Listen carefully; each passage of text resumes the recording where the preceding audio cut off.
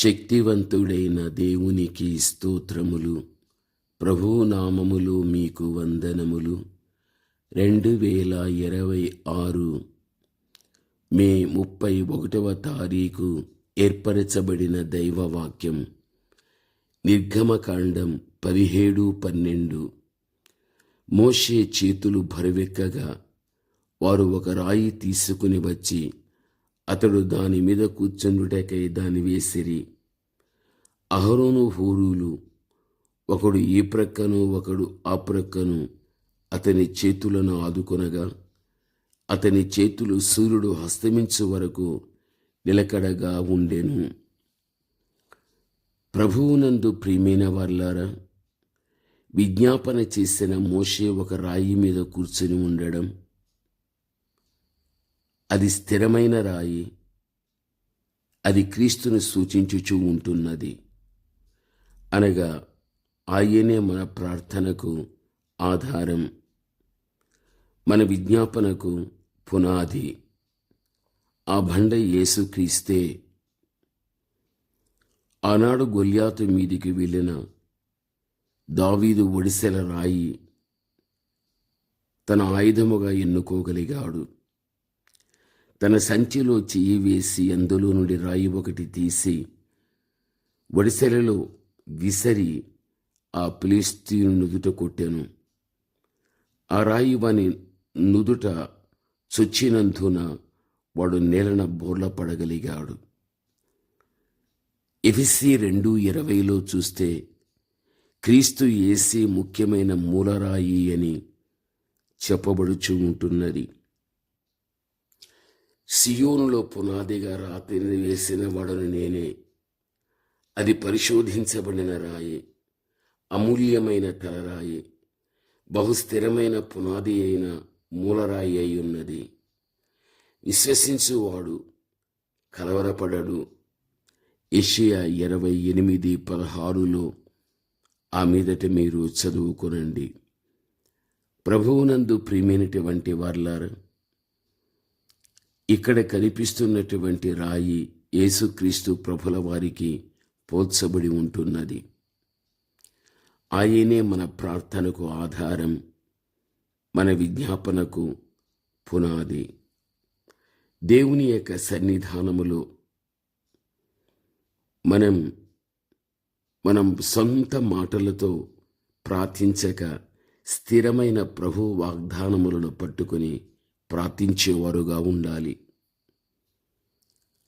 అడుగుడి అప్పుడు మీకు ఇవ్వబడును అనగా మనం ప్రార్థన చేయనప్పుడెల్లా వేటిని మనము అడగడం జరగగలుగుతుందో అవి మనకు దొరికినవి అని నమ్మిన ఎడల వాటన్నిటినీ కూడా మనము పొందిన వారుగా కాగలుగుతాము.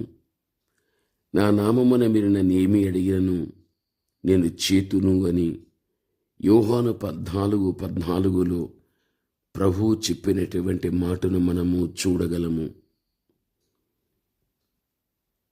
అంతేకాదు, క్రీస్తుతో కూడా ఏకమై గోదావటకు ఆయన మనలను పిలుచుచూ ఉంటున్నాడు. ఒక్క గడి అయినను నాతో కూడా మేలుకుని ఉండలేరా అన్నది ఆయన ఆవేదన. ప్రభువునందు ప్రియమైనటువంటి వారలారా, భూమి మీద క్రీస్తు ప్రభుల వారు ఉన్నప్పుడు శిష్యులతో తానైనా శిష్యులు తనతోనైనా ఏకమై ప్రార్థించడం దేవుడు కోరుకోవడం మనము చూస్తున్నాము. ఈరోజు దేవుని బిడలైన మన నుండి కూడా దేవుడు ఆశించడం కూడా అంతే. దేవుని యొక్క పక్షమున ఉన్న దేవుని యొక్క సన్నిధిలో మనం ప్రార్థించేటువంటి వ్యక్తులుగా మనం ఉండాలి. అహరోను హూరులు ఒకడు ఈ ప్రక్కను ఒకడు ఆ ప్రక్కను అతని చేతులను ఆదుకొనగా అతని చేతులు సూర్యుడు అస్తమించే వరకు నిలకడగా ఉన్నట్టుగా మనము చూడగలం.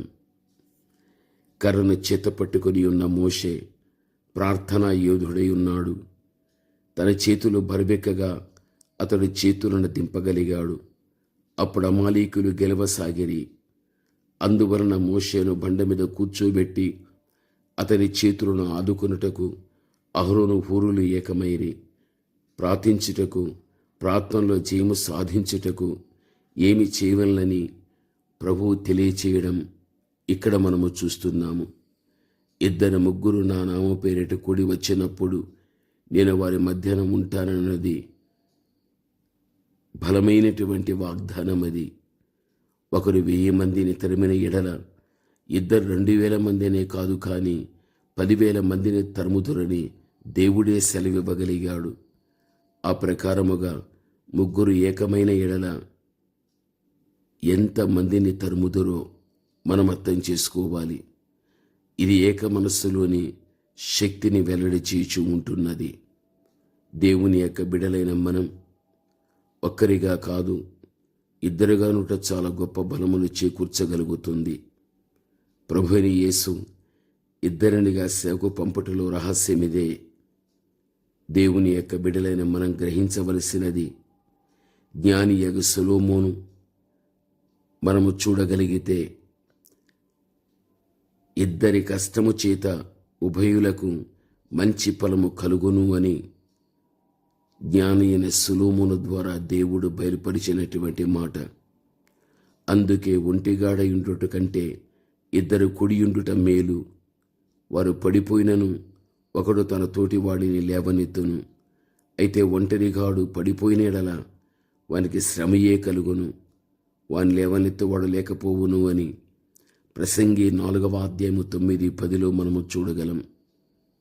దేవుని కుమారుడుగా, దేవుని కుమార్తెగా మనకు ప్రార్థన సహవాసం మనకు కావాలి. మనతో కూడా అనేక మంది వ్యక్తులు ఏకీభవించి ఉండాలి. బాధ్యత కలిగిన వారమే మనము ప్రార్థించే విజ్ఞాపన కర్తలుగా మనము అనేకులు మనకు కావాలి. అదే మన యొక్క జీవితానికి గొప్ప విజయాన్ని చేకూర్చేటువంటిది. ప్రార్థన. పరమ తండ్రి అయిన మా దేవ, ఘనమైన మీ నామమునకు స్తోత్రములు. దేవా, మీ మాటలు వినుచున్న మీ ప్రియబిడ్డలు తండ్రి, తమ వ్యక్తిగత ఆత్మీయ జీవితంలో దేవా తాము ప్రార్థనా పరులతో సహవాసం చేసి అనేక మందిని తమతో కలుపుకొని ప్రార్థించి దాని ద్వారా తండ్రి గొప్ప విజయాలు సాధించనివ్వండి. దేవా, మీరు మాకు ముఖ్యమైన మూలరాయి. మీపైనే మేము ఆధారపడి ప్రార్థించి ఘనమైన కార్యాలు చూడటానికి కృపను మీరు చూపమని యేసు నామములో ప్రార్థన చేస్తున్నాము తండ్రి. ఆమేన్.